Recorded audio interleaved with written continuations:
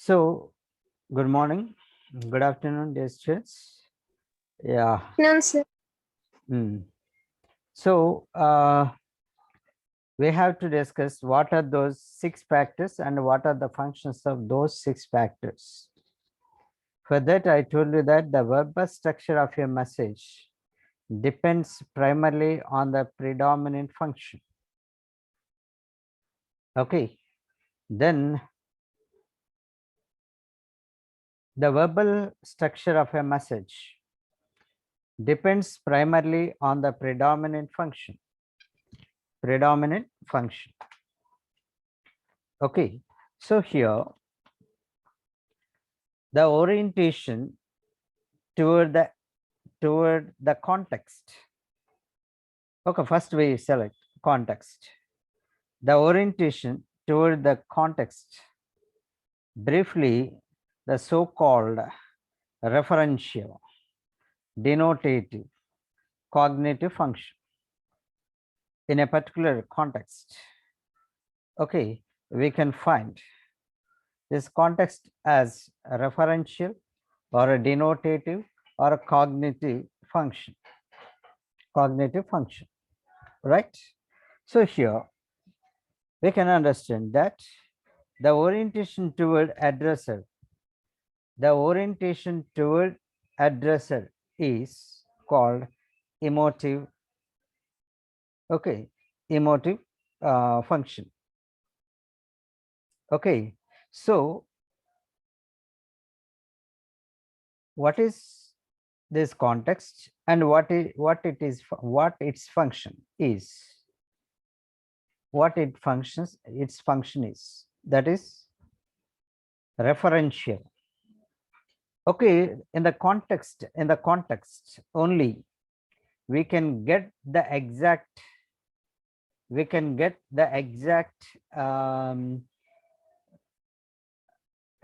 reference, we can say. For example, my sweetie is cutie. If you say my sweetie is cutie, what does it mean? Okay, is it a small dog or is it your daughter? That is the question. Okay, if a woman says my sweetie is cutie, okay, cute, we can say, then only in the context we can see whether it is dog, okay, or whether it is a girl.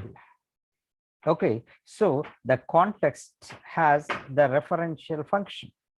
In the context, the reference may be established. Okay, that reference in the sense denotation, and cognitive in the sense giving the exact information by the statement, giving the exact information. If it is informative, then that is cognitive function, we can say. Anyhow, in the context we can find, okay, these three words are used synonymously. Okay, for the context we can find the function as a referential function or a denotative function or cognitive function. But at the addressor level, or the orientation toward addressor is emotive function. What is that? Emotive function. See, the so-called emotive or expressive function,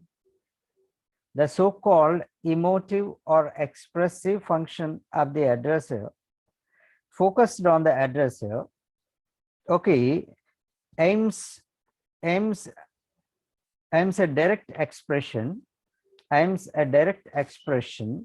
the speaker's attitude towards what he is speaking about. Okay, when speaker speaks something emotively or expressively, he may try to speak, okay, what exactly he want to express, or what may be his attitude, what may be his attitude. Okay.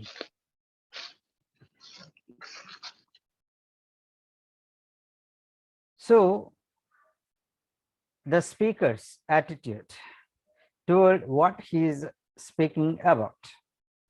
Okay, while the addresser speaks something, okay, that something of what he is saying or of what he is speaking will reflect on that. Okay, on that thing, what he says will reflect his attitude, will reflect his attitude. So that expression, that a direct expression of speaker's attitude toward what he is speaking about. For example, if I speak about the moon in the sky, then I will express my attitude toward that moon. I will express my attitude toward that moon. Okay, so likewise the poets, okay, the writers or the novelists, okay, they expressed their expressions toward the objects on which they express something. Okay, so the so-called emotive or expressive function focused, this expressive function focused on the addresser, that function which focused on the addresser aims a direct expression of the speaker's attitude toward what he is speaking about. Okay, it tends to produce an impression of a certain emotion. It tends to produce an impression of a certain emotion, whether true or feigned. Okay, when the poet or when the writer express some expression, we can't judge, we can't determine whether it is his true expression or feigned expression. Okay, pretension, we don't know exactly. Anyhow, it tends to produce an impression of a certain emotion. When that particular addresser speaks something or express emotively something with the emotional information or emotional feeling, we can say, then that emotional expression or that expression or emotion, okay, will surely produce an impression, will surely produce an impression of a certain emotion on the reader's mind, on the reader's mind, or on the receiver's mind. An impression, it may produce an impression or it may imprint an impression of the emotion. Okay, impression of the emotion in the minds of the, on the minds of the reader, on the mind of the readers, right? Or minds of the readers, we can say.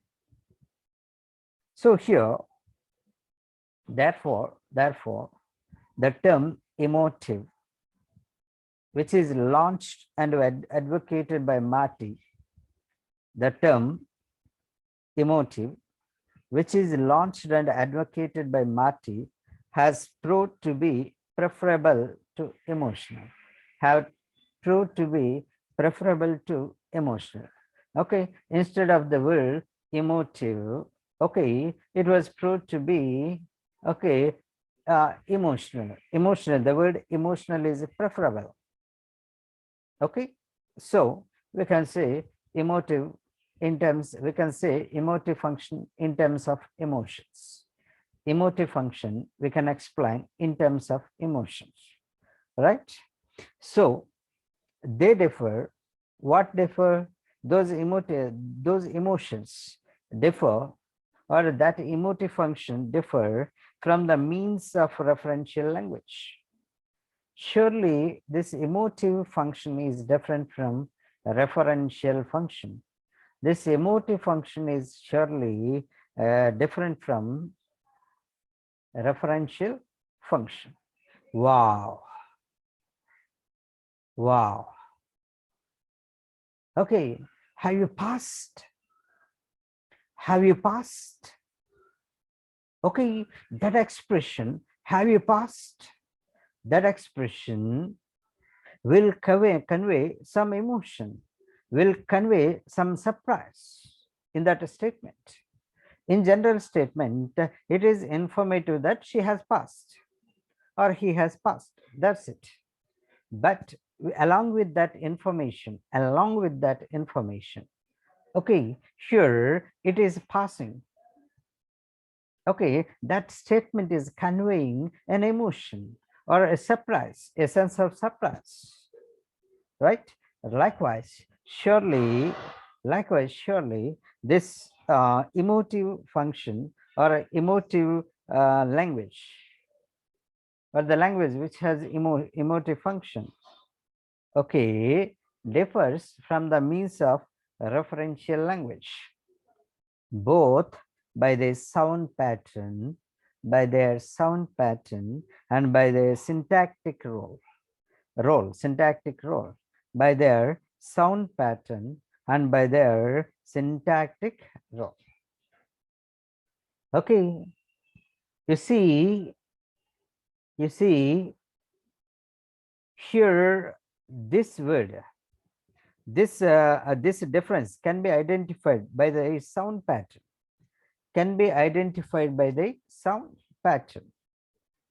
okay, between the two sounds. Okay, bid, bead, bead. Between these two sounds, there is a variation. The variation in vowel sound. The variation is in vowel sound. In one sound, in one word, I uttered a short vowel. In another word, I uttered a long vowel. What does it mean? Even if you extend that utterance of sound, surely that gives a different sense. But here he says, in this emotive language, we can find the emotive function in that variation, the emotive function in that phonological variation. Wow, actually that should be short sound, short vowel. Wow, but out of our anxiety we utter that wow. Actually, in fact, in a phonetic transcription, it is not like that. It is not a long vowel. It is not long vowel, but it is short vowel. But in for a poetic function, we call, okay, we utter it as wow. Okay, so the emotive function generally laid in interjections. Okay, we can find the emotive function in general in interjections, in our ordinary language. Okay, so the emotive function flavors to some extent, add flavor. This emotive function may add spicy or some flavor to the language, or to some extent all our utterances, to some extent all our utterance. Okay, yeah, in one movie, one heroine, she says Neela anande valipota, Neela anande valipota. Okay, maybe in one movie it is a dialogue. Okay, Neela, but she uttered it as Neela. What does it mean? Though there is a phonological difference, the sense is same. Though there is a phonological difference, the sense is same. That is a noun. Okay, valipota, valipota. Okay, what does it mean? Though we extend, okay, though we utter a vowel long, okay, for long time, still in emotive language. Okay, the fact remains same. The fact remain same. Okay, so the emotive function flowers, because of that emotive function, we can find some effectiveness in speech, some effectiveness in poem. Okay, the beauty in the poem. Okay, the emotive function flowers to some extent all our utterances, on their phonetic, grammatical, and lexical level. In all these levels, it some extent it adds flower. Some extents, some extent it adds flower. Okay, so here, dear student, try to understand this point carefully. If we analyze language, from standpoint of the information it carries, we can't restrict the notion of information to the cognitive aspect of language. Okay, though we consider, let us analyze a language from the standpoint of information. Or that means let us consider language is for information. Language is for information. If the language is for information, surely it fulfills a denotative function or cognitive function. Okay, if we analyze language from the standpoint of information it carries, we can't restrict the notion of information to the cognitive aspect of language only. We can't restrict. So what we can find here, though the information is though the language is for informative, though the sentence we uttered is for informative, we can't restrict that statement for cognitive purpose only. We can't restrict that statement only for cognitive aspect only. What is that cognitive aspect? Referential or denotative or informative. Okay, there are other aspects we can find, even though our purpose is to inform. Right? So dear students, here try to understand this point. Okay, another one, he says, okay, Roman Jacobson mentioned another point that the supporters, okay, supporter, SAPORTA, supporters, apostrophes,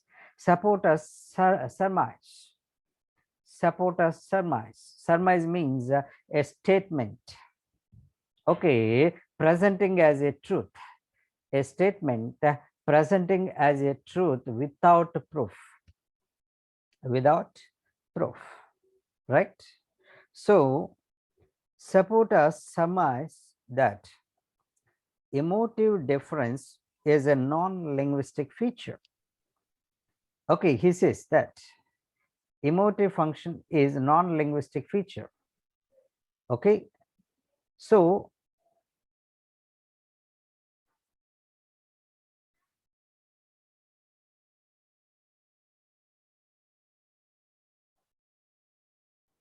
dear students, here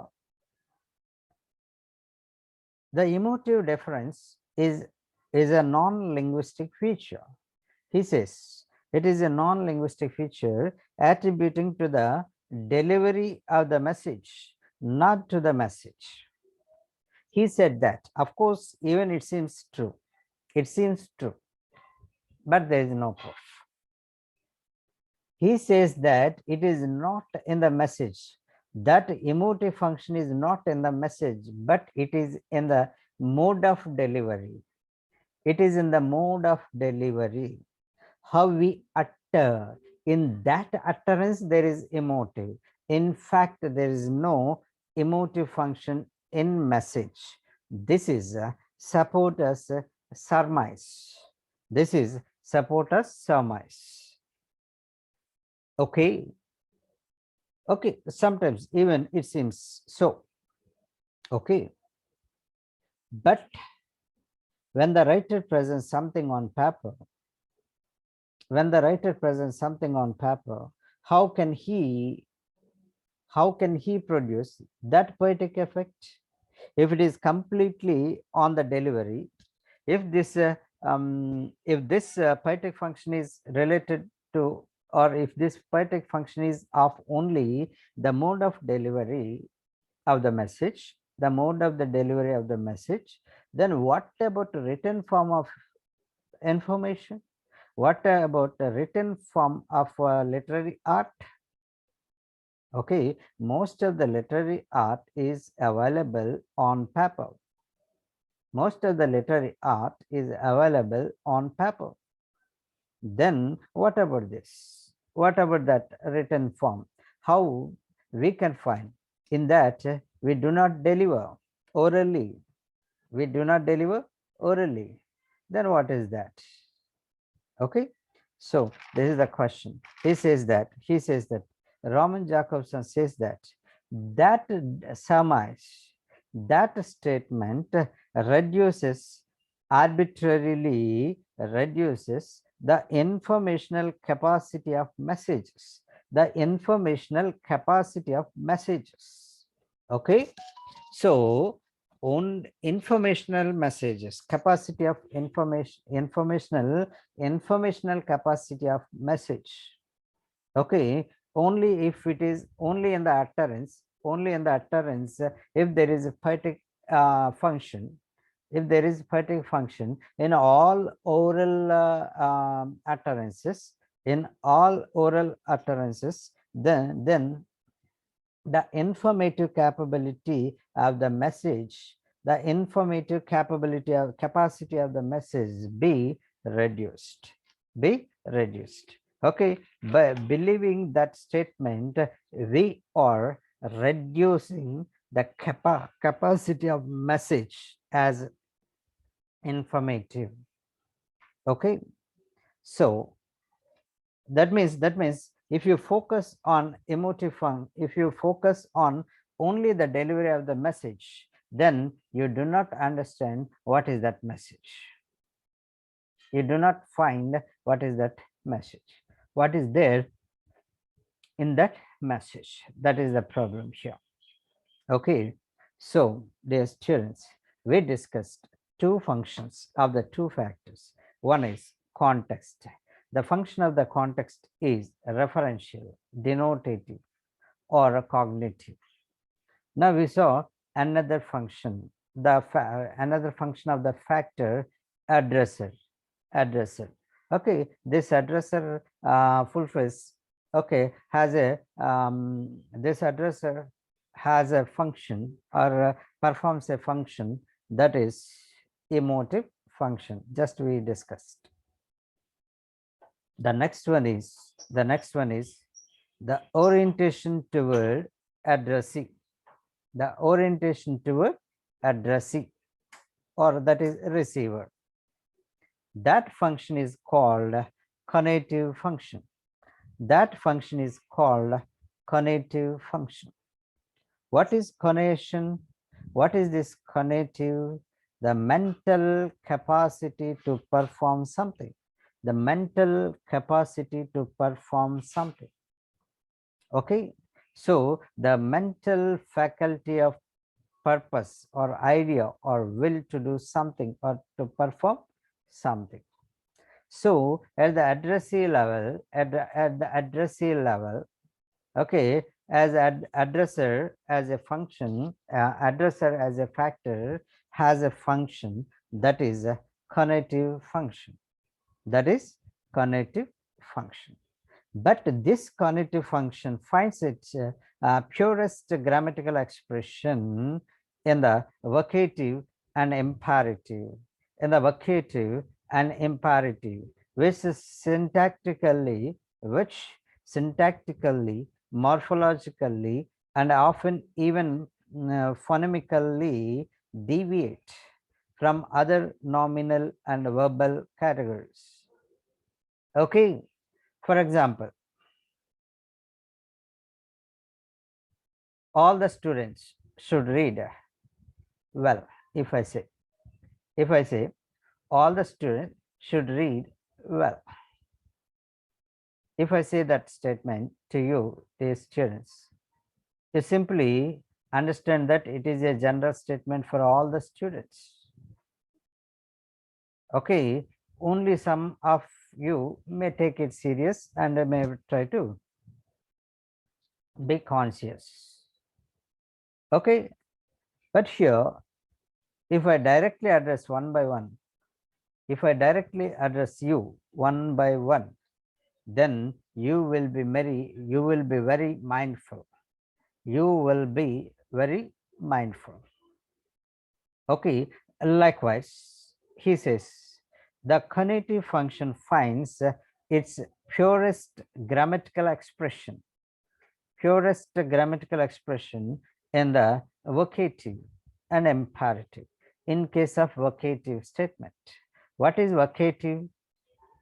What is vocative? You look, Mr. John, you look.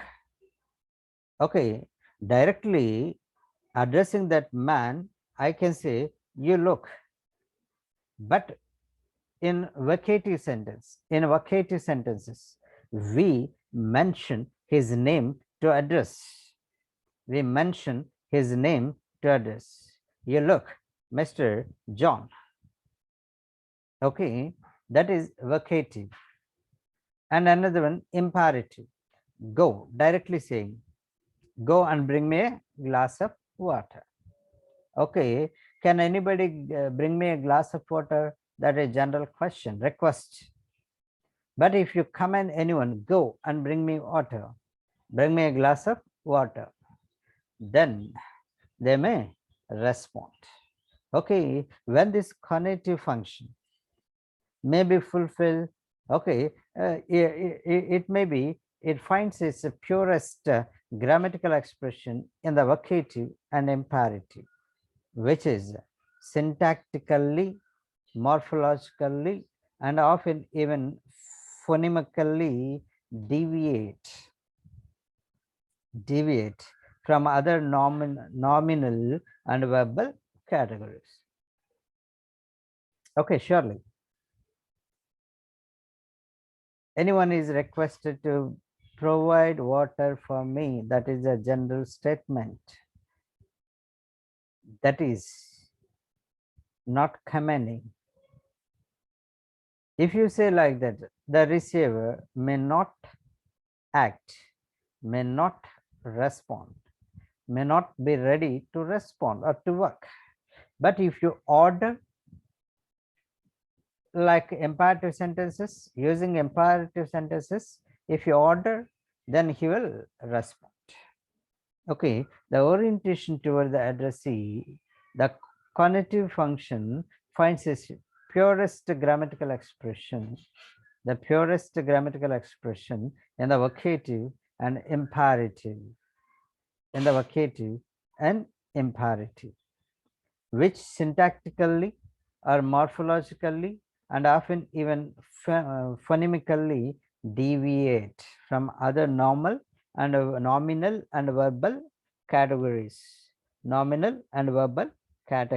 right? So the imperative sentences cardinally differ from declarative sentences. Cardinally, that means in number, the imperative sentences differ from declarative sentences. In declarative sentences, we find the subject. In imperative sentences, we do not find the subject. Okay, cardinally it differs. Imperative sentences cardinally differs from declarative sentences. So, dear students, the traditional, now up to this, we can say, okay, there is a denotative function, there is a conative function, conative, or another name, elision, VOLITION, elision. Okay, be ready or proactive to do something, or the mental capability to do something, that is a elision. Okay, here, dear students, we can say Likewise, the traditional model of language, as elucidated particularly by Byler was confined to these three functions. Okay, the traditional model of language, okay, confined to these three functions. What are they? Emotive, connotative, and referential.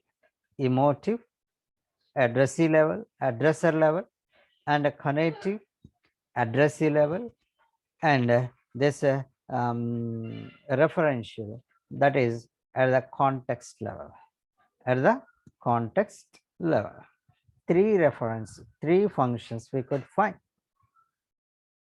but we observe these three further constitutive factors of verbal communication, and okay, three further constitutive factors of verbal communication.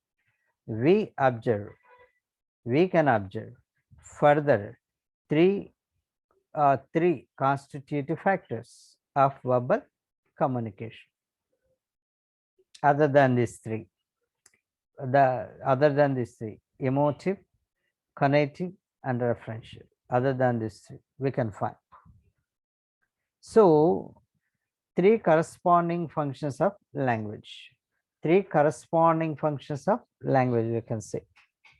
So, we observe three further constitutive factors of the verbal communication. What are the? Contact, okay, code, okay, and message. Contact, okay, code, and message. We didn't discuss these three yet. Okay, so dear students, here we can say, okay, so we have to discuss further the remaining three factors and their corresponding functions. There are messages. What is for all this diagram? What is for all this cycle? Okay, this all the cycle is for communicating a message. Without message, there is no communication. That's it. There are messages primarily serving to establish, to prolong, or to discontinue communication. Okay, to establish. There are messages to establish, okay, communication. To establish, to prolong communication, right? So this message, okay, when we want to send that message or when we want to convey that message, this message sets a contact through a channel. This message sets a contact through a channel. Through a channel, the contact may be established. Through a channel between the two, the contact may be established. That is contact. Okay, so the fact is that there is a message. Okay, to send that message, we need a proper contact.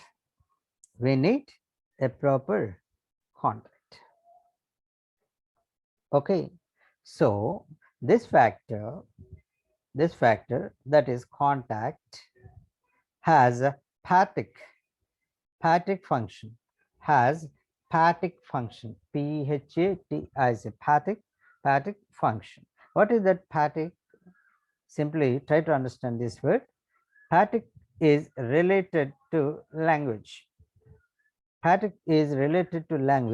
Used for the purpose of social interaction rather than to convey information. This pathic okay, has this poetic function to um, have or to create or to establish a social interaction rather than conveying information. Okay, for example, how the contact may be established. First, you have to wish your friend, "Hi, how are you?" Then others will wish, "Hi, I'm fine. How you are?" Or "Hope you too." What do you do? Likewise, by using some other expressions, and we can say, "How are your family members? What are they doing?" Likewise, we may begin with some other expressions, with some other statements, other verbal behavior, which is not informative, which is not informative. They are just a social interaction. Okay, generally when you interact with others, first you use such connecting words. These statements or these sentences or these words connect the people, connect the people. That is okay, that is patic function of the contact con contact patic function of the contact. Okay, so the contact has to be established, the context need to be established by using such statements, by using such language. Okay, so other than this patic function, we can find, okay, a distinction has been made in modern logic. Logic is the part of philosophy. Logic is the part of philosophy. In modern logic, that a theoretical practice, we can say, a distinction has been made. A distinction has been made between two levels of the language. Two levels of the language. Two levels of the language were identified. Two levels of the language were identified. Okay, so a distinction has been made in modern logic, between two levels of language. Okay, one is object language. Object language. Okay, speaking of objects, object language, speaking of objects or things or people or birds or animals, like this. Okay, so a distinction has been made, okay, between two levels of the language. One is object language, that is speaking of objects, and meta language, speaking of language. Okay, meta language is the language of the language, okay, like the criticism is the text on literary text. The criticism is a text, the critical text is a text on literary text. In the same manner, the meta language is the language on the language, is the language of that particular language, denotative language. That's what we call meta language. Okay, that code we can contemplate as meta language. That code we can contemplate as meta language. Okay, so this is the metalingual character. This is the metalingual character. We practice meta language. In general, we practice meta language without realizing the metalingual character of our operations. Without realizing the metalingual character of our operations, we are practicing metalingual. meta language. We are practicing meta language. Okay. So speech is focused on the quote. Speech is focused on the quote. It performs a metalingual function. That speech, okay, performs a metalingual function, right? So dear students, until now, again we saw three more functions of the three factors. One is, okay, one factor is that, okay, message. Okay, message. For the message, we didn't discuss the function. For the message, we didn't discuss the function. Okay, but we discussed poetic function. We discussed poetic function. We discussed metalingual function. We discussed metalingual function. So dear students, here we have to understand that still one more thing is remain. One factor is left, that is we can say message. For this message, what is the function? That is the question. For this message, what is the function? The set toward the word, the message, the set toward the message is the poetic function of language. Okay, you should come to know, why he has discussed all these points, why he has discussed all these points. Okay, why he has discussed these functions of the six factors. He tried to connect, okay, the poetic function in linguistics, that's why the set toward the message is the poetic function of the language, this function, yeah, the earlier the five functions we could easily understand, but this function can't be productively studied out. Sorry, this function can be studied productively by the scrutiny of language. This function can be productively studied out by the scrutiny of language. Then how can we understand this poetic function? Can we say easily that can we say simply that the message has a poetic function? We can't say simply. Okay, because it requires the scrutiny of the language,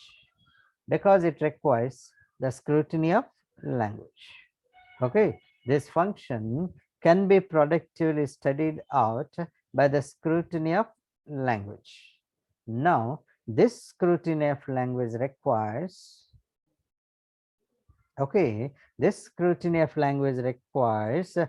thorough consideration of its poetic function. Thorough means carefully. Okay, the careful consideration of its poetic function is to be studied in this scrutiny of language. For what should we scrutinize the language? For the poetic function, we should scrutinize the language, right? So any attempt to reduce the sphere of poetic function, any attempt to reduce the sphere of the poetic function, that means the scope of the poetic function to poetry, or to confine poetry to poetic function, would be a delusive oversimplification. It would be a delusive oversimplification.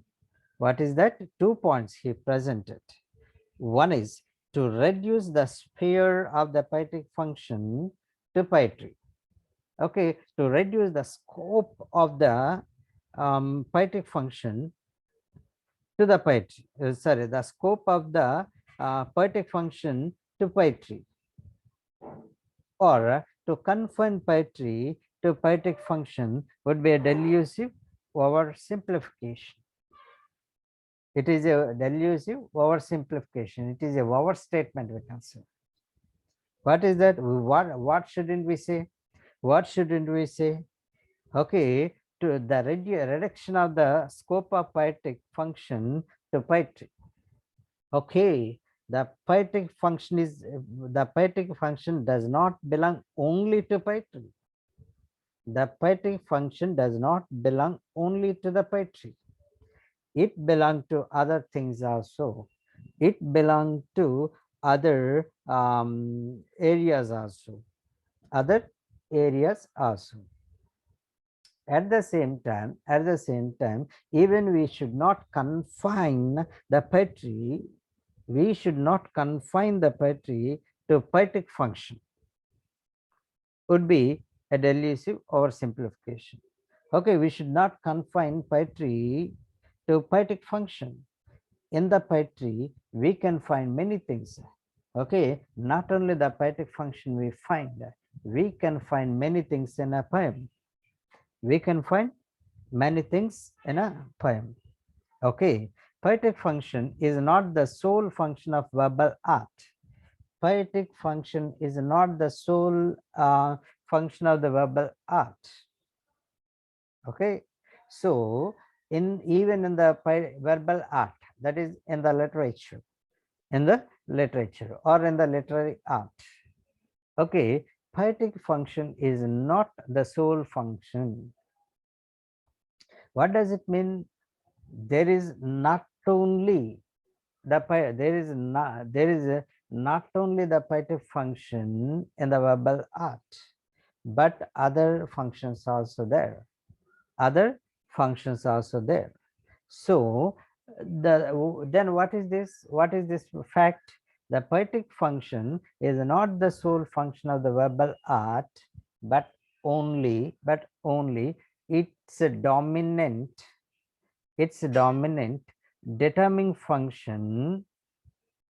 Okay, whereas in all other verbal activities, it acts as a subsidiary, accessory, and constituent. What can we understand? Poetic function does not belong only to the verbal art. It has its function in other arts also. The poetic function has its function. The poetic function is present not only in the verbal art, even it is present in it is present in other forms of verbal activities. It is present in other forms of verbal activities. Okay, but in case of this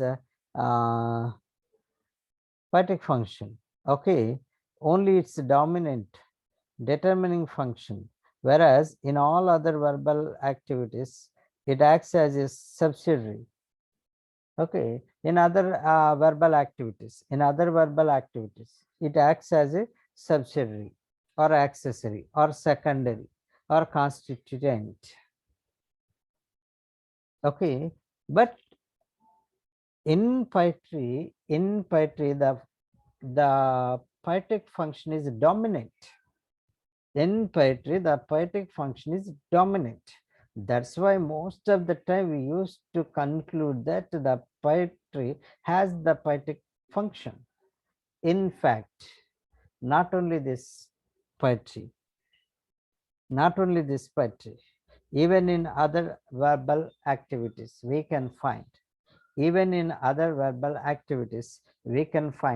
poetic function, but the quantity or the dominance is highest in poetry.